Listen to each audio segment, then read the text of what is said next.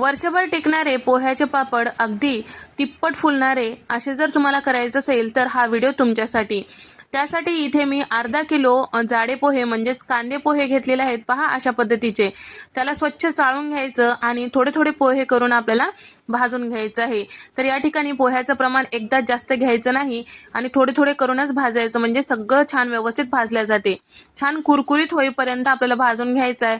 सगळे पोहे भाजून झालं की ताटामध्ये पैस करून घेतलेला आहे। 7 ग्राम म्हणजेच 1 चमचा पापड खार आणि साधारण 2 चमचे इतकं इथे मी भाजलेले जिऱ्याची पूड 10 ग्राम घेतलेली आहे आणि 2 ग्राम इतकं इथे मी हिंग घेतलेला आहे आणि त्याचबरोबर 10 ते 11 ग्राम इथे मी लाल मिरची पावडर म्हणजे 2 चमचे घेतलेला आहे। हे थंड झालं की मिक्सरला फिरवून घ्यायचं आणि बारीक चाळणीने चाळून घ्यायचं आहे। त्यानंतर सगळे घेतलेले पापडासाठी जे जिन्नस आहेत ते यामध्ये टाकून घ्यायचे आहे। साधारण 1.5 चमचा इतकं मीठ यामध्ये टाकून घेतलेलं आहे किंवा चवीपुरतं तुम्ही मीठ टाकून घेऊ शकता।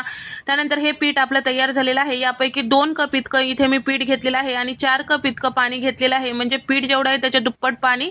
आणि त्याचबरोबर पाण्याला उकळी आलं की आपल्याला हे पीठ टाकून घ्यायचं आहे आणि बेलण्याने किंवा लाटण्याने छान व्यवस्थित हाटून घ्यायचं आहे। सगळं मिक्स करायचं आहे, झाकण लावायचं आहे आणि आपल्याला थंड करायला ठेवायचं आहे। कोमट गरम असते वेळेस आपल्याला हे कॉटनच्या कापडामध्ये पीठ टाकून घ्यायचं किंवा प्लास्टिकच्या कव्हरमध्ये टाकून छान मळून घ्यायचं आहे। त्यानंतर छोटे छोटे लाटी करून आपल्याला प्लास्टिकच्या कव्हरवर छान हे पापड तयार करून घ्यायचं आहे।